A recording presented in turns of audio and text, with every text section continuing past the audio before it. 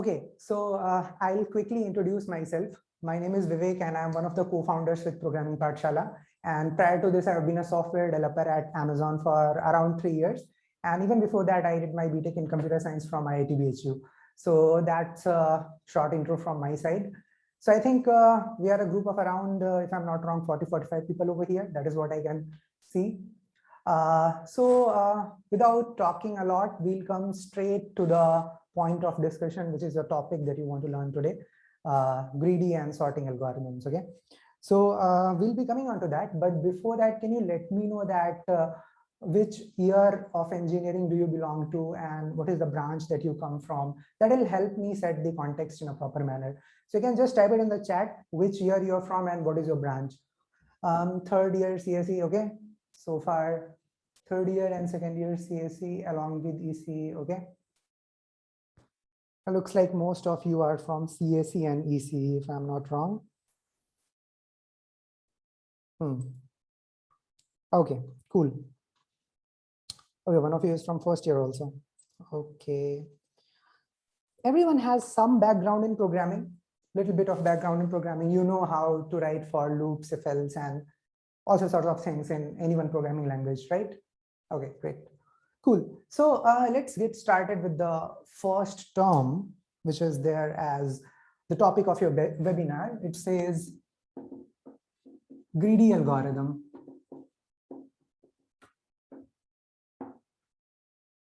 Yeah. Any thoughts on this? What comes to your mind when you hear greedy algorithm? Or have you read about it before? I don't need a formal definition. You can just write it in the chat box. If it's lagging, can you just check your net connection here? I can see that the speed is all fine. Yeah. Yeah. Any thoughts on greedy algorithms? What do you think would be meaning of greedy algorithm? What kind of special algorithm would it be? Greedy means less cost and less time to solve. Less is not the right word to use because certain times it can even be more. What if I ask you to maximize the cost and maximize the time? But good, you have tried. Local optimum, that sounds like a good technical word to define it. Cool. So guys, there is nothing very special about it. It is not very technical thing. It is, in fact, the easiest to understand algorithm in computer science, okay? And hardest from another perspective. I'll come to that perspective later. So greedy algorithm is such kind of algorithm which has got some sort of greed inside it. Some sort of greed inside it. Now, all of you know the literal meaning of greed. And some of you might be wondering that, hey, how can a question have greed inside it? So let us take a very easy example to understand that. All of you would know what is an integer array. So let's say there is an integer array. It has positive elements. Okay. And now I have given you another integer k. And I ask you a question. My question is that pick k elements from the array such that their sum is maximum. Pick k elements from the array such that their sum is maximum. For example, let's say your array contains 7, 4, 2, 1, 9, and let's say k is equals to 3. Can somebody very quickly tell me what will be the answer in this case? What are the 3 elements that you will pick from the array to maximize the sum? And what would that sum be? Kadeen's algorithm not needed here. This is much simpler question. I'm not asking you for a subarray or anything. Yeah, so 2 of you are saying 9, 7, and 4, and you are spot on, right? So if you want to pick 3 elements such that their sum is highest, then why not pick 3 maximum elements? Now, when I say 3 maximum elements, the first maximum is 9, so let's pick it. Second maximum is 7, and third maximum is 4. If you pick them, their sum will be 9 plus 7 plus 4, which is 20, and that will be your answer. Okay, if you carefully look, the decision that I have taken, what I have done is, in every step, I have picked the current maximum. In every step, we have picked the current maximum. This thing is called as greed, as simple as that. Greed means in every step, you pick something which has a possibility to optimize your answer. So here I want to maximize the sum. So obviously you would want to pick the maximum element. This is what I mean by greed. And it can differ from problem to problem. Certain times you might want to pick the greatest element. Certain times you might want to pick the smallest element. And certain times you might want to pick an element whose square root is closest to 10 or something like that. It totally depends upon the complexity of the question. Does that make sense to everyone? Is everyone clear with the definition of greed in its simplest terms? Yes or no? Yeah, one of you is asking what will be the time complexity of this? Depends upon how you implement it. By the way, anyone would like to talk about the time complexity? Let's say the size of array is n and your other input is k. So what will be your time complexity here? Okay, one of you is saying order n, others? One of you is saying log of n. Okay, that's too fast.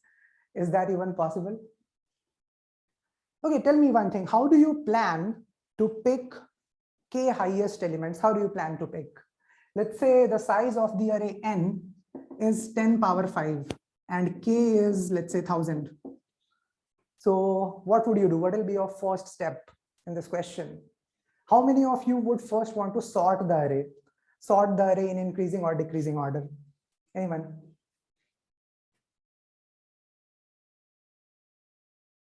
Okay, one of you is saying we move from linearly save the highest temp. Okay, in that case, my question would again be that here you don't just have to find the highest number or second highest number or third highest number, but you also have to find the highest, second highest, third highest, till kth highest.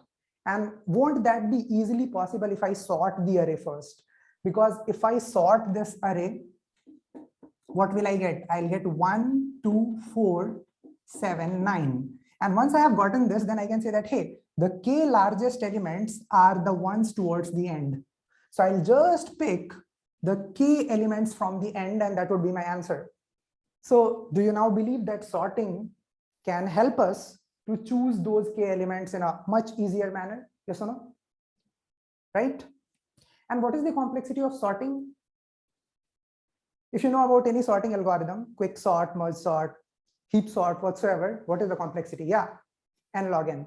So you can just sort the array in n log n time. After you have sorted the array in n log n time, then you can just run a loop from n minus 1 till you have found out k elements, and you can just add them up, and that will be your answer. So n log n plus order k, which is traversal from the end, which you can say as n log n, and that will be your answer. That is the easiest way to implement it. Okay. One of you is saying I can randomly pick elements using selection sort, so max time complexity will not be much, as in case we will find max k in order n time. Again, my question to you is that here the value k can literally be anything. We are not going to assume that k is going to be much smaller than n or anything. K can even be equal to n. So in case if k is equals to n, in that case, would you be able to solve this question in order n time if you have been given a random sort of array, which is neither sorted in ascending order nor descending order? Yeah, that's the point, right? One of you is asking, can we do this question with priority queue? Those of you who know priority queue, you can also solve this question using priority queue, right? So priority queue is basically a heap-based data structure. So I'll not go into the details of those. So you can construct a heap in order n time, and then you can just perform k queries on that heap, and that will take you order n plus k log n time. So do not worry if you don't know heap for now. That is not the context of the class. Coming back to greedy algorithms, having understood what greed is, we'll just move on. I'll ask you one very fundamental question. Do you believe every problem of computer science is a greedy problem? I mean, I can come up with a greed and I can write an algorithm on top of that greed and get my job done. Do you feel that way? Yes or no? Okay, one of you is saying no, others? One of you feels yes. Okay.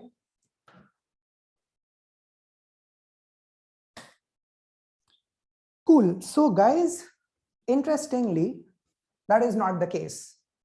For every question, I might not be able to come up with greed. Okay, that is a very important point to understand. I'll just try to give you a very simple example. Let's say I have been given another array which contains some elements. This time, let's say 9, 12, 1000, and 5. Okay. Now what I have to do is I have to pick some non-adjacent elements from this array. Read this phrase, non-adjacent elements. Non-adjacent means that if you pick 12, you cannot pick 9 and 1000. If you pick 5, you cannot pick 1000. So I have to pick some non-adjacent elements, means they should not be neighboring elements from the array such that their sum is maximum. Such that their sum is maximum. So you can pick as many elements as you want. The only criteria is that no two of them should be adjacent in the array. So tell me, what will be the maximum sum that you can get if this is the situation thrown to you? Any thoughts? One of you is saying you will pick 9, 12, and 1000. You are saying you will pick 9, 12, and 1000. Tell me one thing. If you pick 9, can you pick 12? No, because 9 and 12 are adjacent, right? And those of you who are saying 9 and 1000, you guys are right. Because I can pick 9 and 1000 as both of them are not adjacent to each other. And their sum is 1009, and that is the highest sum. Cool. So guys, when you look at this question, different people can come up with different greeds. And most of the greeds would fail to do their job. So one of the greed that people usually come up with is something like this. Usually people who are very, very new to algorithms, they do things like this. What they do is they'll say, okay, let me start from the left side and let me consider whether I want to pick this element or this element. Now they think that, hey, if I pick 9, I can't pick 12. If I pick 12, I can't pick 9. And now because I have to maximize my sum, so let us pick the maximum of these two. The maximum of these two is 12. So they'll pick 12. Now, the moment they pick 12, can they pick 1000 now? Is that possible to pick 1000 because you have picked 12? The answer is no, right? At max, you can just pick 5 after that. And once you do so, you will get a sum of 17, which is much lesser than the sum that I get by 9 and 1000. So if you carefully try to understand what happened is that the greed of comparing the elements from left and picking max of them is not going to help, right? That greed is not going to give us the most optimum answer. So here I can say that the greed fails. Greed of picking maximum element every time just fails. Do you understand this example? How the greed fails and why it kind of fails? Yes or no? Right? Okay. Those of you who are observing closely, you would understand, you would question yourself, hey, that why exactly it has failed? Let me tell you. In this case, when you pick an element, then that is not going to have any side effect on the remaining elements. No side effect at all. But here, whenever you pick an element, then that will have a side effect on this and this. Picking this means you can't pick this. Do you understand that? So their selection of an element had nothing to do with the remaining elements, had nothing to do with the future selections. But here, whatever you select has got something to do with the future selections. So whenever in a question, the current step that you take is going to have an impact on your future, that question might not be a greedy question. That is the first symptom to detect whether a question is greedy or not. Yeah, one of you has written a DP-based solution to that. But do you guys understand this point? Yes or no? What I just mentioned, future selection and present selection. Do you kind of get that? This is a very fundamental thing. You can even find this mentioned in a lot of algorithm journals, and those of you who might be reading Corman, this is very in a very verbose manner. It is mentioned there. Cool. Okay, so having understood this thing, the way in which Corman and all define greedy is, they say that greedy algorithm is that in which local optimum leads to global optimum. This is a very technical way to define it, but now you can relate very easily. Local optimum means you optimize for your present moment. So when you were picking maximum element every time, you were optimizing for present moment, and accumulation of that eventually optimized your global optimum, which is your eventual answer, right? So greedy algorithm is that in which your present, if you just focus on your present, your future will be taken care of. But non-greedy algorithm is not like that. So in such question, you have to explore all the solutions. Now, what do you use to explore all the solutions in case of a computer science problem? You might have studied about it in your first and second year. What technique do you use to explore all the subsets of a set or all the permutations of a string? Do you recall that? Brute force, but it has a very special name, and I'm quite sure you must have heard of it. A lot of you would have even implemented it. Ever heard of recursion? You use recursion. Yes, you use recursion to explore all the possible solutions. And out of all those possibilities, whatsoever is best is your answer. So if a question does not fit into greedy category, you immediately move to recursion. When you move to recursion, you realize that the time complexity is very high. It is 2 power n or n factorial. And your n in the input is also very high. So you get a TLE. And then when you get a TLE, you realize that, hey, now optimization is needed. So then you make your recursion smart. When you make your recursion smart, what you get is DP. DP is nothing but a smart recursion. Some people also say that DP is nothing but a cached recursion. What is the meaning of cached? You might have heard of caching. Your browser caches a lot of things, right? So in recursion, when you solve a problem, you just cache its solution in a memoization array. So those of you who know DP might be able to relate to what I'm trying to say. Okay. So anybody who mentions to you that, hey, this problem is a problem of cached recursion or something like that, people say, you must be able to understand, yeah, somebody is talking about DP. Cool, great. So let's move on. So guys, usually what happens is that people who know this much, they know about greed, they realize that, hey, almost all the greedy problems can be solved by using sorting. And that is true to 95% extent, because most of the questions require sorting. Some of them might not. If you use some powerful data structures like maybe set or balanced BST or heaps, you might not require to sort the data because those inbuilt data structures take care of sortation for you. We'll take a question, okay, a very interesting question, and we'll try to solve that in the runtime. Don't feel intimidated if you realize that the question was very hard for you. My personal goal is that by the end of the class, you should understand how to tackle greedy problems in depth, because greedy problems are the hardest problems of computer science to prove. Their solutions are hardest to prove. DP you can prove by writing a simple equation, simple recurrence equation. But in greedy, people write research papers to prove the correctness of Kruskal's and Prim's, which are well-known greedy algorithms. Let's take a very quick problem, okay?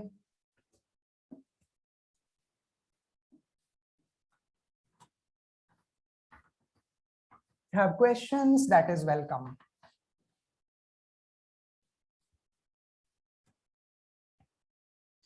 Okay, so this is a very well-known problem. It states that we have been given n jobs. Okay. Now, for every job, you have been given two things. First thing is loss, and second thing is deadline. Deadline simply means number of days that are required to finish that job. Let me not call it deadline. Let me call it duration of that job, which is number of days required to finish it. So if let's say there are 4 jobs, for example, let's say n is equals to 4, then you will have loss and you will have time taken to finish them. So duration or time, whatsoever you tell them. So let's say for the first job, the loss is 3, and that job will take 4 days to complete. Okay. For the second job, the loss is 1, and it will take 1,000 days to complete. For the third job, it is 2, and for the final job, it is 4, 5. Okay. Now, this time thing must be clear to you, because when I say that there is a job that takes 2 days to finish, it means it takes 2 days to finish. But what is the meaning of loss? Let me tell you that. So the meaning of loss is if you delay the start of a job, so let's say if we delay the start of a job, that means you will have to pay penalty, and that penalty is what loss is. So if you delay the start of job, then loss is incurred as a result of that. So let me give you a very quick example. There is one more condition to be kept in mind. That condition is that we can't work parallelly on jobs. So by this, it means that if let's say I have picked this job, if I have picked this job today, then for the upcoming 4 days, I'll be engrossed in this only. I cannot parallelly pick anything else. That is the rule. You can't do multitasking. Okay. So let's say you pick this job and you do this job for 4 days, right? So now the penalty that you will have to pay for this is 0. Why? Because you did not delay its start. Okay. But after 4 days, when you pick this job, then you will have to pay penalty. Why you will have to pay penalty? Because the start of this job has been delayed by 4 days. Because it has been delayed by 4 days, you will have to pay 1 into 4. This is the total penalty that you will have to pay. So this loss basically is loss per day. Because it has been delayed by 4 days, so you will have to pay 1 into 4. That is the penalty paid for delaying this job by 4 days. Do you now understand the meaning of loss and time, both these terms, before we just move ahead?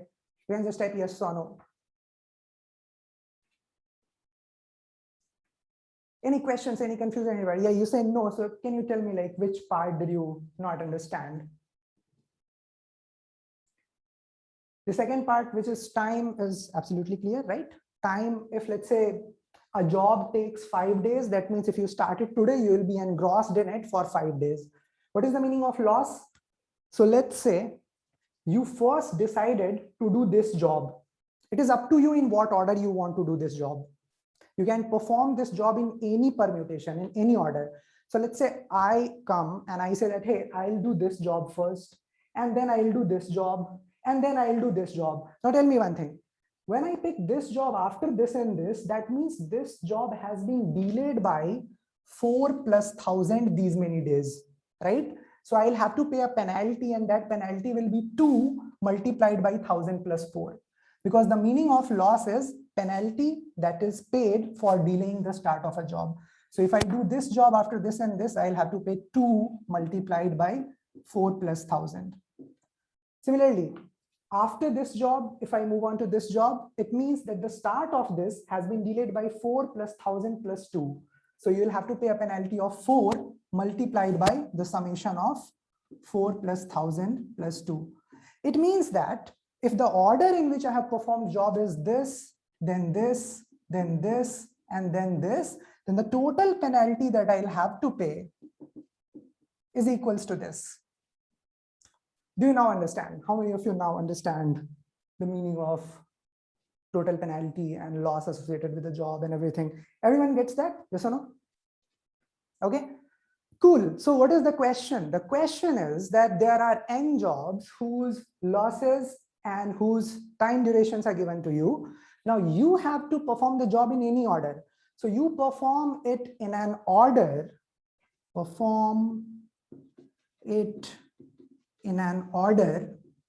that minimizes the total penalty. So what we have to minimize is this TP, total penalty.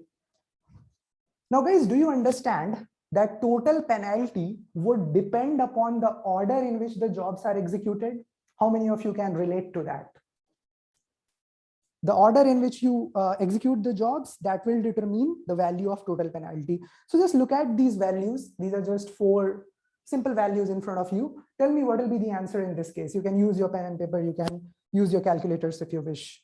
Tell me what is the minimum possible loss that you are getting here.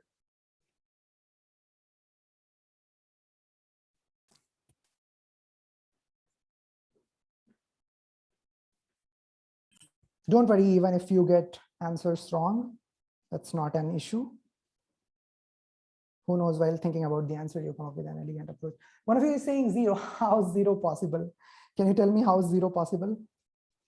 No matter how you perform job, some job has to come after a lot of jobs, and that will have a loss associated with it, and then you multiply that with it. So one of you is saying 41. Okay, so I have not calculated it, so I'll depend upon what other guys say. 2 of you are saying 41, so I assume 41 could be right. Okay, so let us say this is our job number 0. This is our job number 1. This is our job number 2, and this is our job number 3. So which permutation is giving you an answer of 41? You can tell me a permutation of 0, 1, 2, 3, which is giving you an answer of 41. 2031, that is what one of you is saying. The other person is saying 2041. There is no 4. Job 0, job 1, job 2, job 3. I have done my indexing from 0 to 4 minus 1. So, okay, cool. So guys, let me tell you one thing. There can be different permutations which correspond to the same smallest answer. Let me pick one of them and see what you are getting. So one of you have suggested 2310. I'll pick 2310. Okay. Let us pick 2. So this will be the job which I'll do first. Okay, let me write it here. Copy paste 2. After this, you want to do this. So copy paste this thing 4, 5. After this, you want to do this. So copy paste 1000. After this, you want to do this. Copy paste. Okay. So while doing this job, so will you have to pay any penalty for this job? If this is your first job, will you have to pay any penalty? The answer is no, because you are not delaying its start. You are not delaying its start. It is the first job that you are doing, right? Now, when you move on to this job, it means you will have to pay a penalty. Why? Because the start of this has been delayed by 2 days. And because the start of this has been delayed by 2 days, you will have to pay 4 into 2, right? Now you move on to next job. The start of this job has been delayed by 5 plus 2, which is 7 days. So you will have to pay an amount of 1 multiplied by 2 plus 5. Now when you move on to this job, you will realize that the start of this has been delayed again by these many days. So you will get 3 into 2 plus 5 plus 1000. I'm sure this will be a huge quantity. This will not just be a small quantity. This will be a huge quantity. But on the other hand, if you make some changes in it, if let's say you swap this and this, you say that, hey, first I'll do 3, 4, then I'll do 1 and 1000, then you might get a smaller answer. Let us see what you will get. So 4 into 2 will continue to be the same. And now here you will get 3 multiplied by 2 plus 5. So let us make it 3 multiplied by 2 plus 5. And here you will get 1 multiplied by 2 plus 5 plus 4. So it is 1 multiplied by 2 plus 5 plus 4. Yeah. What is this value? Can somebody quickly calculate it for me and say what it turns out to be? This is 8. This is 21. 21 plus 8 is 9. And what is this? Yeah, 40.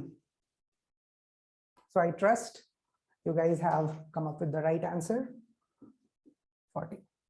So this particular order is giving me an answer of 40. And what is this order? This order is, I think, 2, and then you did 3, and then you did 0, and then you did 1. So looks like this is the smallest answer.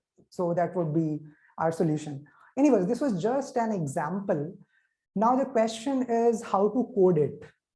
So if I have to write a program which takes this entire thing as an input and tells me the minimum minimum penalty, then how would you go about writing that program? Any thoughts on that?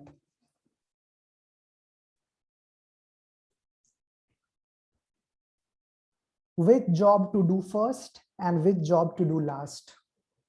Start thinking in these terms. That might somewhere be helpful. Yeah.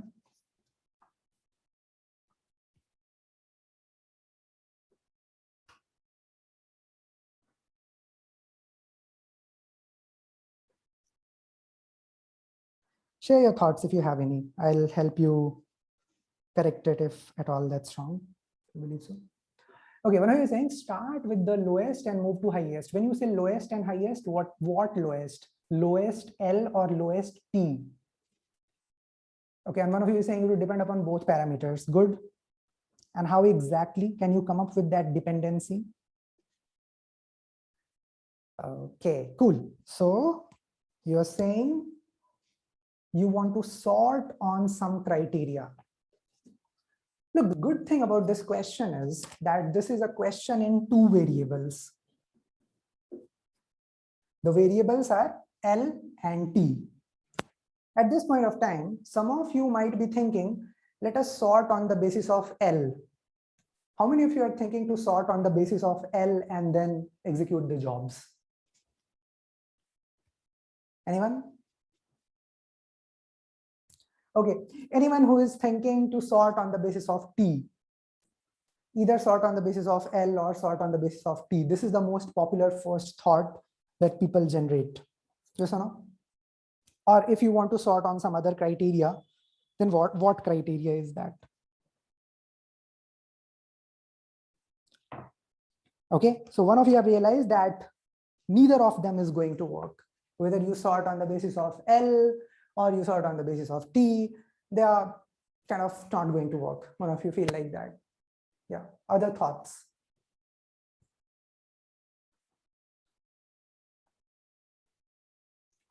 Tell me one thing. Let's say this is your input, contains L, contains T. Okay. There is a job with a very high value of loss. The loss is 10 power 5. I don't know what its T is. When would you want to do this job? Would you want to do this job earliest, or would you want to do it latest, or would you say that, hey, it totally depends? Okay, 3 of you are saying earliest. Okay. I realize why you are saying earliest. You are saying earliest because if this is the first job that you do, followed by other jobs, if this is the first job that you do, then you will not have to pay any penalty for it. So you will not have to multiply 10 power 5 with anything.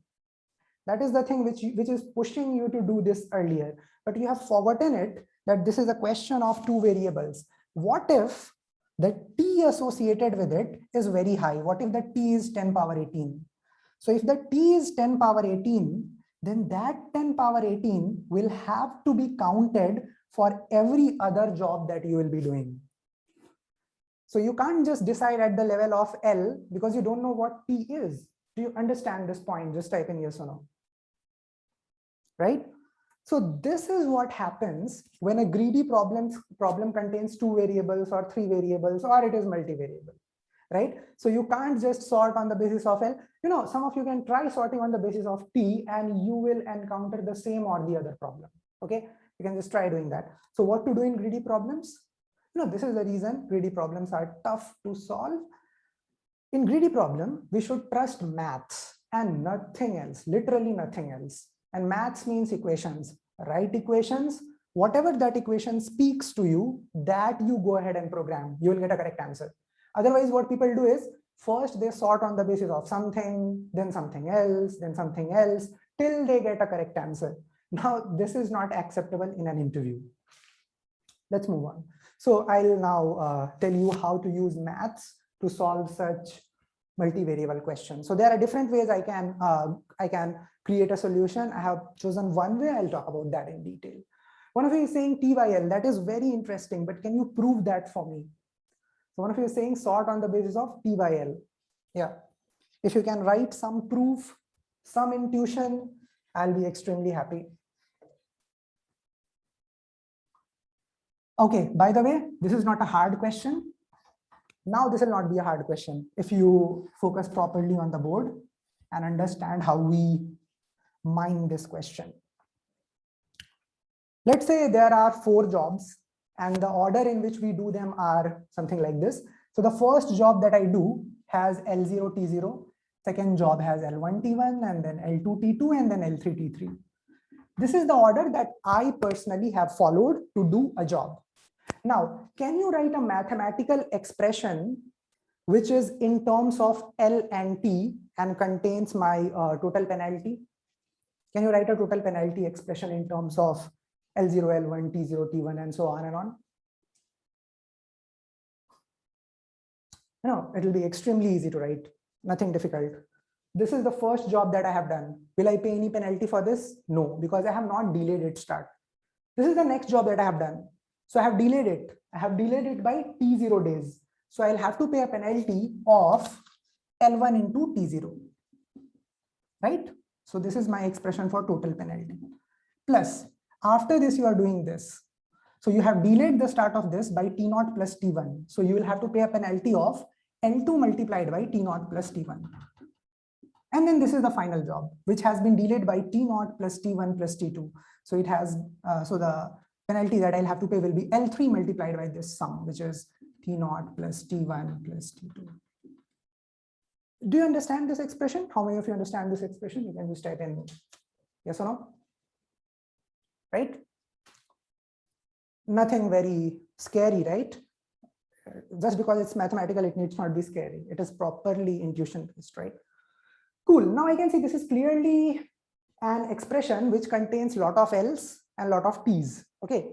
Now, what we can do in such kind of cases is think of some extreme scenarios. So think of a scenario where all the jobs had same T. All the jobs had same T. So I'll give you an example. So let's say there are jobs with 1, 1, their L and T values are like that, 1, 1, 10, 1, 3, 1, 5, 1. Yeah, in such a case where T is same, in what order will you do the job? It is an extremely simple question. You should be able to answer. Tell me. T is same, which job to do first? Yeah, you will want to do that job first, which has the maximum loss associated with it. The reason for that is very simple. So if you decide to do this job first, and then 5, 1, and then 3, 1, and then 1, 1, then what will happen is that for 10, you will not have to pay anything. For 5, you will have to pay 5 into 1. For 3, you will have to pay 3 into 2. And for 1, you will have to pay 1 into 3. So what has happened is that the highest thing is not being multiplied to anything, and the smallest thing is being multiplied to the maximum thing. So that is best for me. Imagine a case where you would have done this job at the end. So if you would have done this job at the end, you would have been forced to pay 10 multiplied by 3, right? So if the timelines are same, then the best decision is to do that job first where L is highest, and that job should be done last where L is lowest. So basically in decreasing order of L. So can you sense this thing? Now mathematical equation will also make you sense the same thing. So let us substitute all these things as T. Let us substitute all these things as T and then see what you will get. So this is just a very basic maths that I'll do. If I put all these things as T, you will get L1 into T, okay, plus you will get L2 multiplied by 2 times of T, because everything is T, T0, T1, T2, everything is T. And then here you will get L3 multiplied by 3T, extremely sensible to this thing. This is your T, and this is your 2 times of T, and this is your 3 times of T. So whatever you felt here, that is being spoken by the equation. Do you realize that? Yes or no? How many of you understand this thing? What does it mean? It means that if T is same, then the order in which I should do my job should be proportional to L, should be directly proportional to L. The job having highest loss should be executed first if T is same, right? Okay. What if all the jobs have same L? I want you to do this thing for me now. So take some example where L is same. If L is same, then which job will you want to do first? L is same and T is different. One of you is saying the job that takes smallest time should be done first. What do others feel? 1, 10, 3, 5. And let us make L the same. Tell me, which job do you want to do first here? The job that has the smallest time, isn't it? So the job that has the smallest time is this. So you will do 1, 1, and then the next higher time is for this. So you will do 1, 3, and then the next higher time is this. And then the final higher time is this 1, 10. And it makes absolute sense. Why it makes absolute sense? Because if you had done this thing at the beginning, then this 10 would have appeared everywhere. So let's say if your T0 was 10, you'd have seen 10 here, you'd have seen 10 here, you'd have seen 10 here, you'd have seen 10 everywhere else. So it's better to do that thing in the last so that this 10 does not come at all. You understand my point? And you know, if you put all these L1, L2, L3 as L, then you will get the equation saying you the same story. So just put them L on your pen and paper, simplify them, and you will get something like this. You will get T0 multiplied by 3 into L. Let me tell you how I got this. I'll tell it very quickly. So if this thing is L, then this is T0 into L. If this thing is L, this is also T0 into L. If this thing is L, this is also T0 into L. So I saw T0 into L for 3 times. So I have written T0 times of 3L. Similarly, if this is L, you got T1L. You again got T1L. So you basically got T1 multiplied by 2 times of L. Similarly, you got T2 multiplied by single times of L. Very interesting. Here it was T, 2T, 3T. Here it is 3L, 2L, L. And it says the same story. It says that, hey, you first do that job whose T is lowest. And at last you do that job whose T is highest. Can you connect to both the equations, the story that they are saying? Just type in yes or no, everyone.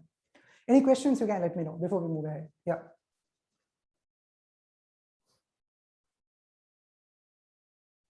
Yeah. Cool.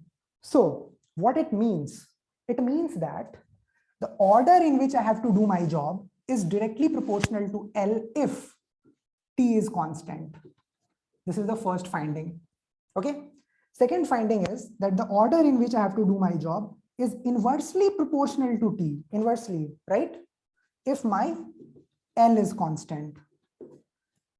Recall some chapters on ratio and proportions that you might have done in your maths. When you see something like this, that X, let's say order is proportional to L and order is proportional to 1 by T, then overall, can I say that order is proportional to, you tell me what to write? Order is proportional to what? L by T, isn't it? Can I write that? Great. So I can say order is proportional to L by T. You know, the important thing to be kept in mind over here is to conclude this factor is important. So when you are measuring something on one criteria, all the other criteria should be constant.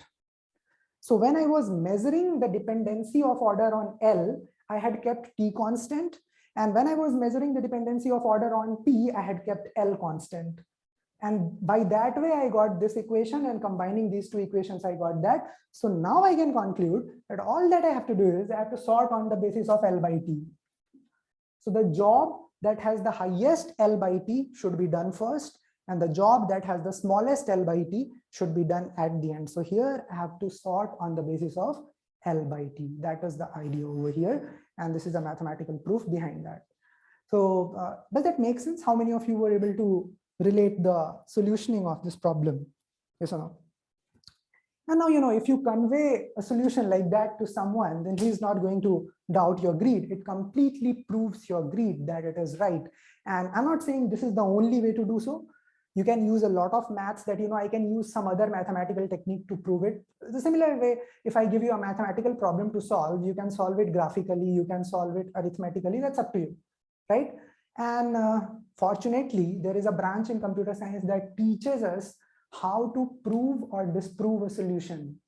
There is a special subject for that. You must have gone through that. What is that subject? Anyone who recalls that? Which subject teaches us the logic of proof, tautology, proof by induction? Heard of these things or read about them in some algorithm journals and all? Discrete maths, very good, discrete maths. So those of you who are curious, I would strongly recommend. Those of you who are in first year, It's the right time to invest on discrete maths. That's a very, I would say, something which people have ignored a lot. People usually jump onto DPN graphs before doing that. If you're great at discrete mathematics, let me tell you, you'll be a great computer scientist. You'll be a great engineer in general. Okay. So if you can do that, that will be great. Yeah, cool. So the point is that greedy problems have a solution which is very easy to code. Anyone can sort this array on the basis of L by T. Anyone, as long as you know how to sort. Okay.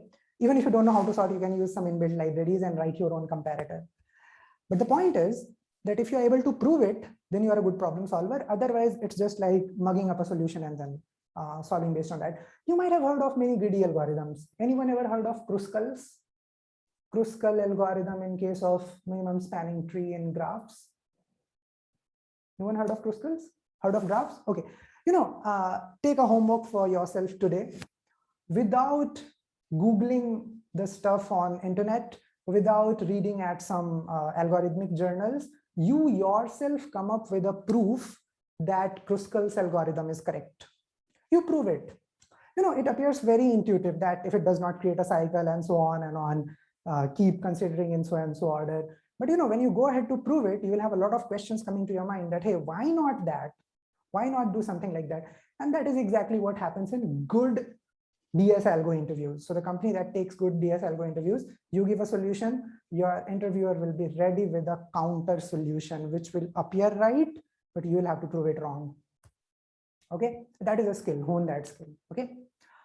If you have any questions till now, anything to ask, you can let me know. If you are finding what I'm covering hard or anything like that, you can let me know. Based on that, I can tune things up. Yeah.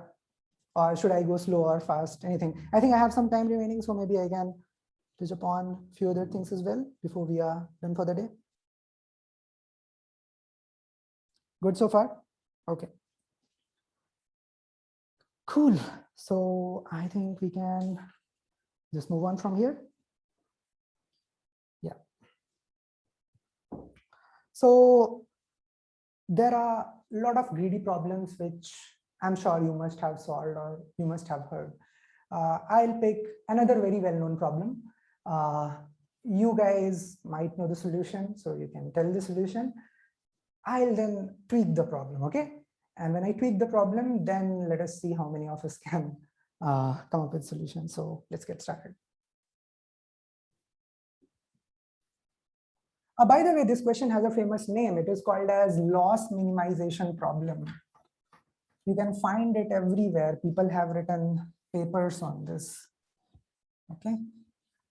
Okay. I will talk about one more thing because I'm sure that some of you will go ahead and try to code this thing and you will get errors. So let me tell that right away. So can you write a code to sort on the basis of L by T? I believe all of you can write the code to sort on the basis of L by T. There will be a problem which you will face. I'll tell you that. So let's say there is a job whose L is 4 and T is 7. Okay, L is 4 and T is 7. And there is another job whose L is 9 and T is 5. So if you consider everything integers, then 7 by 4 will also give you 1 and 9 by 5 will also give you 1. So you will not be able to decide that which one should come before the other. So what will you do?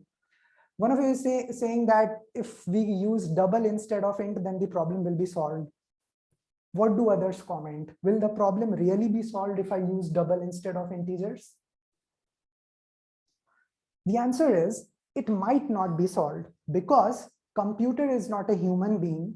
Computer has a limited precision. So computer might not be able to differentiate between 1.66666667 and 1.666666, something like that. A difference that happens at a very high place value might be ignored by computer. The reason is very simple, because computer can have precision only till first X places of decimal, right? So in such cases, what you can do is, if you have to compare X by Y against P by Q, then you should do a cross multiplication. You should check that X into Q is greater than Y into P. You see, 7 into 5 is 35 and 9 into 4 is 36. And because 36 is greater, so I can say this thing is greater. So when you do cross multiplication, then you have nothing, literally nothing to do with precisions and all. Do you understand this point? This is a very, handing coding point that comes into. What if cross multiplication is also equal? Yeah, can you tell me if cross multiplication is equal, then that can only happen if the two fractions are exactly equal. Don't you think so? Take two fractions where cross multiplications are equal. In that case, the other fraction would either be a reduced form of the first one or exactly same as the first one. Can everyone realize that? Okay, you guys are good at maths. You can realize that. Yeah. Okay. We can take either of them. Yes. Cool. Let's move on. I'll touch upon one more question. We'll see if we can cover that. This time there are n activities. Okay. So every activity has a start time and an end time. I mean, a very famous interview question. You must have even seen this question in an interview if you gave that. So every activity has a start time and an end time. Now the important thing is that I can perform only one activity at a time. I can perform only one activity at a time. I can't do multitasking. Okay. So what I have to find is I have to find maximum number of activities that can be performed. What is the maximum number of activities that can be performed if I can perform only one activity at a time? And every activity has a start time and end time. So let's take some examples. Let's say a first activity starts at 1 a.m. and ends at 6. And the second activity starts at 3 and ends at 9. Tell me, can you do both the activities together here? If the first activity starts at 1 and ends at 6, and the second one starts at 3 and ends at 9, can you do both of them together? Is that possible? The answer is no, big no. Because the second activity is starting in between this. Look, 1 to 6. 3 is something which comes in between 1 to 6, so it cannot be started, right? So if this is your activity list, then I can say there is only one activity that I can do at max. Either I can do this alone or I can do this alone. Let's take another example. Let's say the first activity starts at 1 and ends at 6, and second activity is something like this. So what will be your answer in this case? So here question will tell you what to do because this is ambiguous case. So question will tell you that, hey, if the second activity immediately starts when the first finishes, you can do that. So you can think that you are a Superman. The moment you finish this, you can jump onto that. So in this case, your answer will be 2. You can do this and get started with that.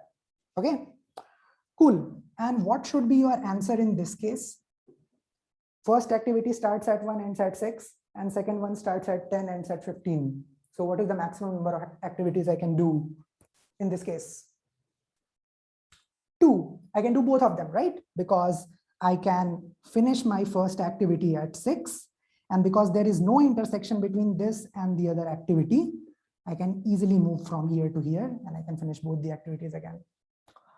Okay, one important thing to be kept in mind is that you can perform activities in any order. So just because the first activity I have written is 1, 6 does not mean that is the first activity that you have to do. The first activity can be any of these. Any permutation is allowed as long as you are able to maximize the number of activities done.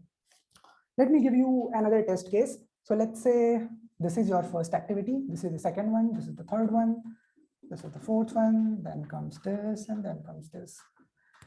Let me see who will give the right answer at the earliest. Yeah, tell me. What is the maximum number of activities that I can do in this case?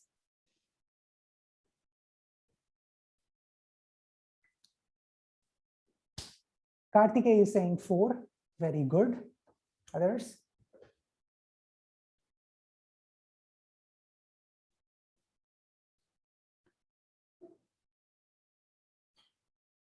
All of you are saying 4. So all of you are right. Excellent. So what we can do is we can say that, hey, this is my first activity.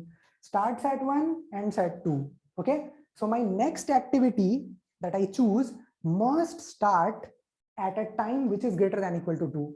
So can I do this? Can I do this after having done that? No. But can I do this? The answer is yes. So after 1, 2, I can do the activity that starts at 3, ends at 4. Now my next activity has got to start at a time greater than or equal to 4. So maybe I can do this. Can I do this? The answer is yes.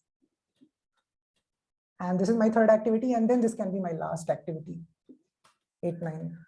So 1, 2, then 3, 4, then 5, 7, and then 8, 9. So these are the 4 activities that I can do. Make sense to everyone? Yes or no? If yes, then can you suggest some solution to this problem? So your brains might already be thinking that, hey, let us sort, but sort on which criteria? That is the point. Think.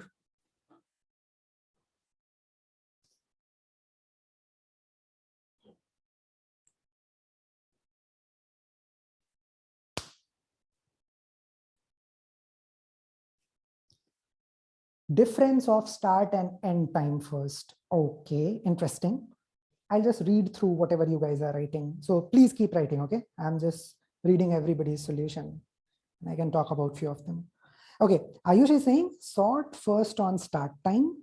And if that is same, then end time. Okay, I got this also. So I'll prove or disprove all the solutions that you guys are giving. So keep giving. Prachi is saying difference of start and end time first. If same, then yeah, got it. Anything else? Vidharya is saying sort on difference of time. Okay, got it. Anything else?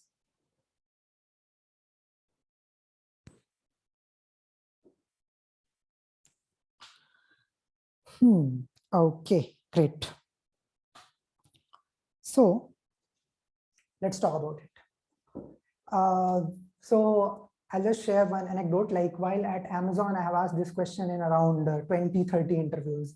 And a lot of people already knew this question, so I had to tweak this question. But those people who heard this question for the first time, they came up with a lot of different ideas. And that is exactly what you guys are doing here. And this is quite natural. Nothing wrong about it, okay? This is just a learning journey. So let's say somebody tells me that, hey, I'll sort the activities on the basis of start time. So the greed is smallest start time first. So you would say that, hey, I'll do that activity first, which has the smallest starting time. Okay. So if you sort the activities on the basis of their starting time, you might get something like this. Let's say you get something like 2, 11, 5, 6, 7, 8, 9, 10. So you can see here, the activities are sorted on the basis of their starting time. Now think and tell me, if you perform this activity, will you be able to do any other activity? If you choose 211 as your first activity, will you be able to do anything else after that? The answer is a big no. Why answer is a no? Because the end time of this is so high that you cannot start this.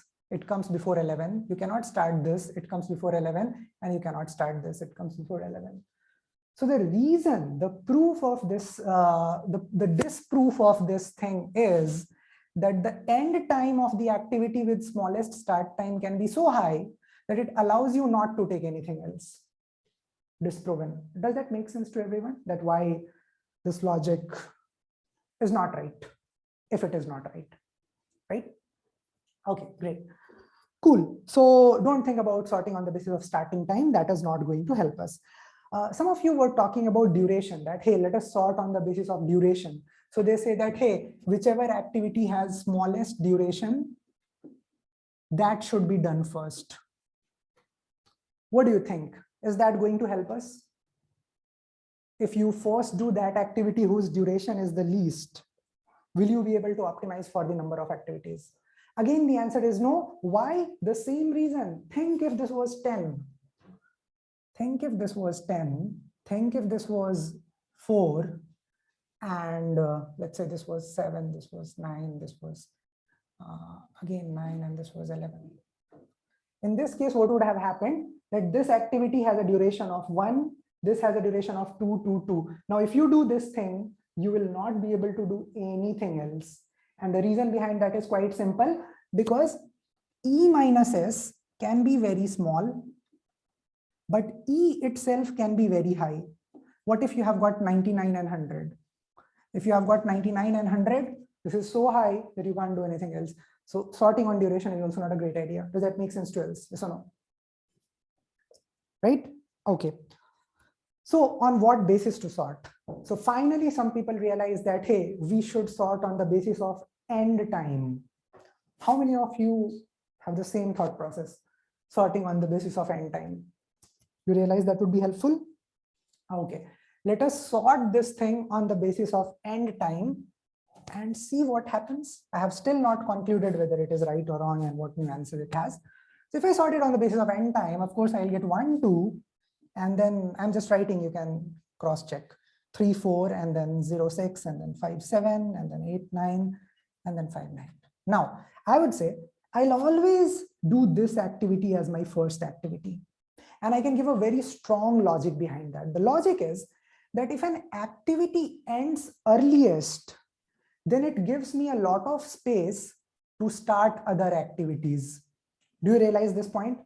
See, if I do an activity whose end time is 2, then can I pick an activity that starts with 3? Yes. That starts with 5, that starts with 5, that starts with 8? Yes. So if the end time is smallest, that means the space of the other activities that you can choose is very high, and that is what you want, right? But on the other hand, if you say that, hey, no, this is my first activity, then the end time itself is so high that you will not be able to pick a lot of other activities. So it's better to first pick that activity that finishes earliest in the time so that you get free to start up with the other set of activities. Does that make sense a little bit? Yes or no? Why to sort on the basis of end time? Yes or no? Right? Okay, great. Now you can just move on from here. So you can say that, hey, if this is the first activity that I do, because I'm doing it, I'll get over at 2. Okay, so I'll finish it at 2. So now let's look at the next activity. Can it be done? It seems to start at 3, and 3 is greater than equal to 2. So yeah, this can also be done. So first I did this, then I did this. Now this activity, it ends at 4. So the next activity that I pick must start at greater than equal to 4. This starts at a time which is smaller than 4, so let us ignore it. This starts at a time which is greater than equal to 4, so can be done. Good. Ends at 7. Next starts at a time greater than 7, can be done. Next starts at 5, which is greater than 9, cannot be done. So these are the 4 activities that have been done. Okay, so I'm still not saying whether this is right solution or wrong solution. This is just an algorithm that I have come up with where I have sorted on the basis of end time. I have always picked first activity in my kitty, and then based on that, I have picked other set of activities by doing a linear scan on the array, right? So do you understand the algorithm that I have come up with? I'll prove whether it is correct or incorrect in some time, but if you get the algorithm, you can just type in yes or no, right? Okay, great. Now, those people who are curious, they always ask that, hey, why do you always pick the first activity? What is the guarantee that if I pick the first activity, then the result that I'll get will correspond to the maximum number of activities? Why is that necessary? And that is a valid question that you should ask yourself also. Let me give you another example. Let's say I have sorted other set of activities, some other set of activities on the end time. I would have gotten 1, 4, 3, 7, 9, 11, 13, 50. Yeah, can somebody quickly tell me the answer for this case? What is the maximum number of activities that I can perform here? I've already sorted the activities for you. 3. So one of you is saying 3. Okay. So what are the 3 activities that you are doing? So I can do this, and then 3 is smaller. No, 4 is greater. Yeah. 13 is greater. Yeah. So these are the 3 activities that I have chosen to do. But could I have chosen some other 3 activities? Instead of these 3 activities, could I have chosen some other 3 activities? Yes. Yes. Good. I could have said that, hey, let this be my first activity. And then let this be my next activity. 9 comes after 7. And then let this be my next activity. So there is a scope for multiple solutions. I can have multiple set of activities corresponding to the same maximum value. Do you realize that we can have multiple solutions in this case? Everyone realizes that? Yes or no? Right? Okay. Now you will ask me that, hey, what if the actual solution is something which starts at an index other than 0? Because you are assuming that the solution starts from index 0. What if the solution starts from other index? You can ask that, but I'll prove it in this manner. Think of it like that. Let's say in this case, my solution started from index 1.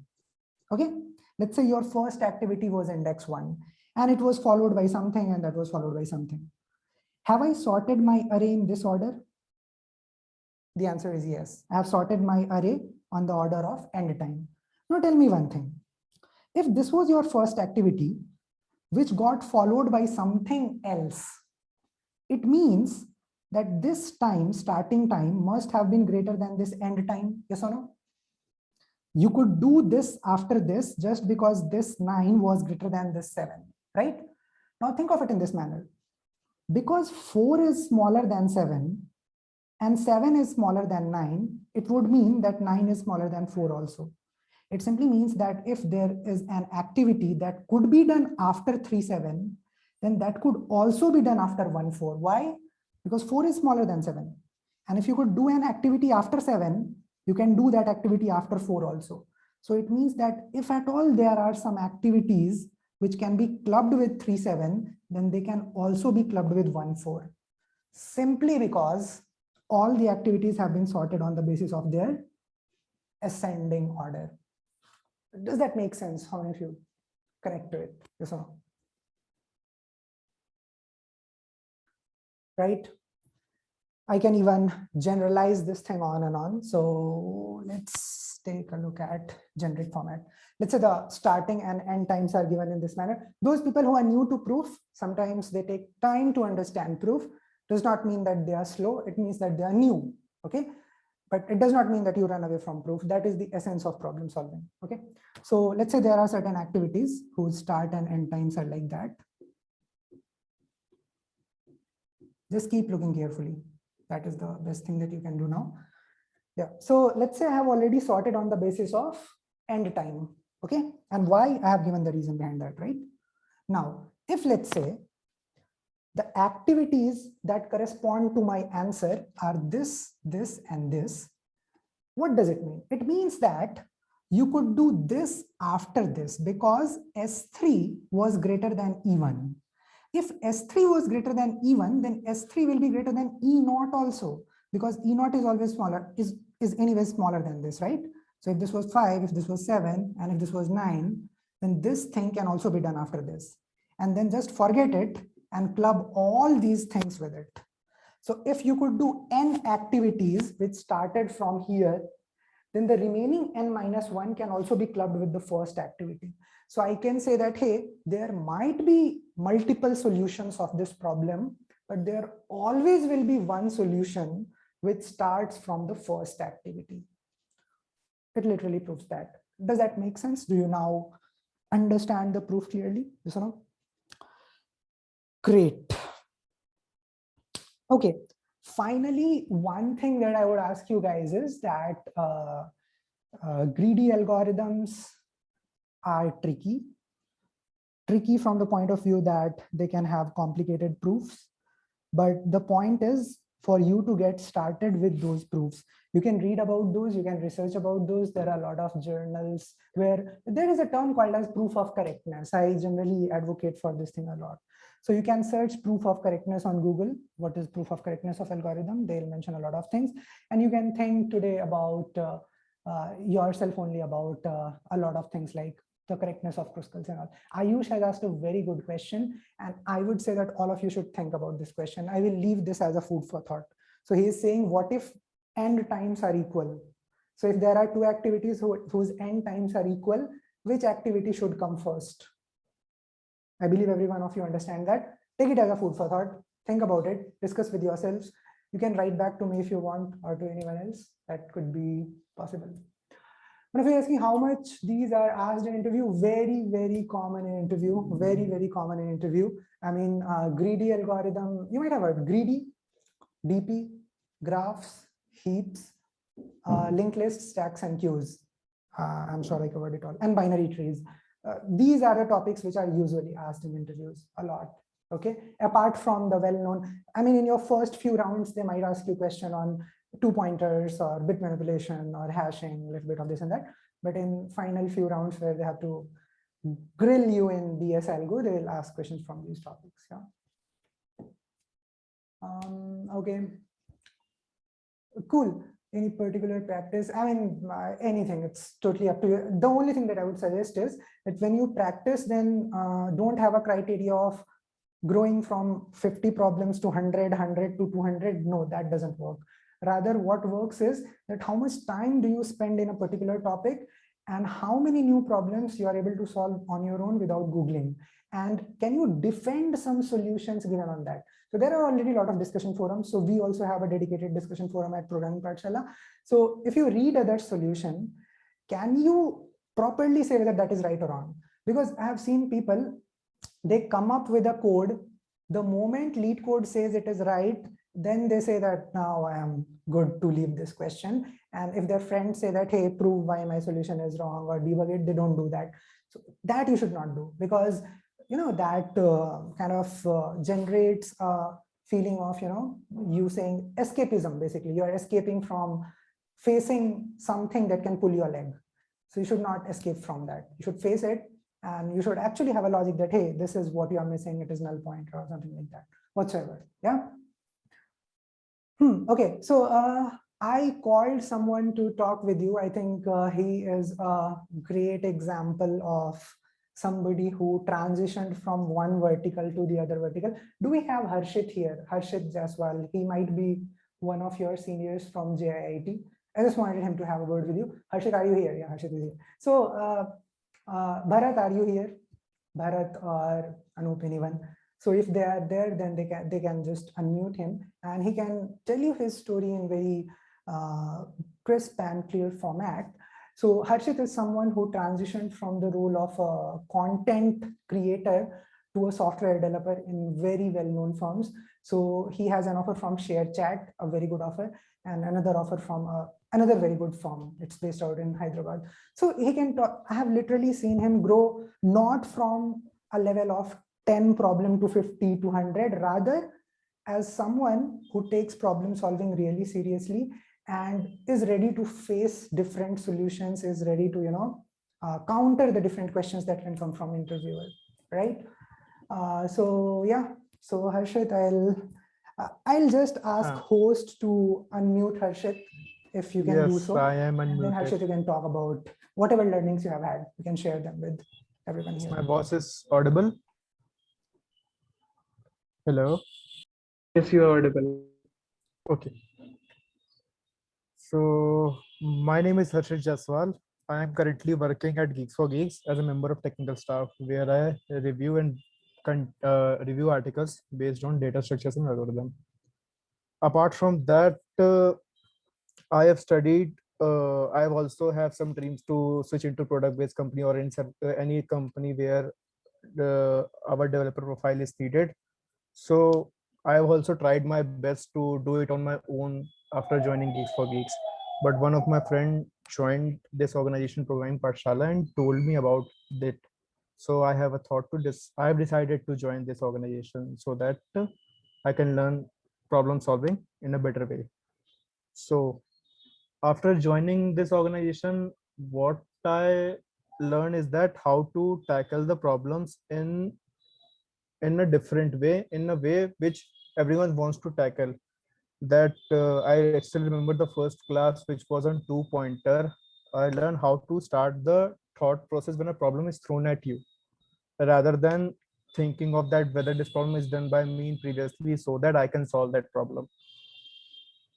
So the way of teaching here was very good, and I got almost all of my concepts clear in a very less amount of time.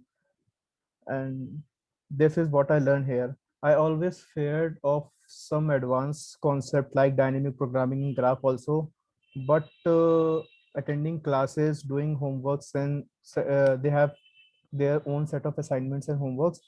Doing regularly homeworks and attending classes helped me a lot, because they are designed in such a way that you will be able to think clearly, clearly and in a correct fashion. when you move to one question to another. And this is what I learned here, and it was a great experience with them. One main thing that sir also mentioned, that countering the other solution, whether they are correct or not, spending time on any solution is also very important, because I have my peer, I have our some sort of groups in my joining batch. So that peer group discussions helps me a lot, because every person comes with his own idea, and we are thrown some ideas and allowed to think in a different manner in on their different ideas. And that made me clear that where my approach is correct or wrong, and where their approach is correct on. This is what make a difference for me. Yes. So we have ample of solutions and resources so that we can learn online, but we always search for good and better resources, and that takes too much time and effort.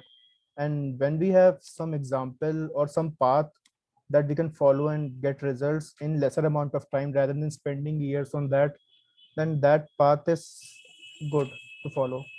So this is what I learned. And one thing that you should, that I would also recommend everyone, that spend a lot of time with the problem, start thinking in more approaches. When you learn any concept or any question, then there is a generalized concept behind it, which I was able to tackle due to the learning journey at Programming Pathshala. Sharing my experience at ShareChat, that they asked me one question and I have given in the correct solution in the one go, but they keep that approach aside and ask me some other ways to solve it and give some hints. So I was able to tackle those hints and give at least 4 to 5 new approaches to that problem, due to covering all the problems in my assignments in more than one approaches and thinking and giving a lot of time. So so the main idea behind problem solving is, you should follow is that key, you should give time, you should think only, not only think only one solution, you can think in terms of better solution using better concepts, using another concepts. That's all I learned.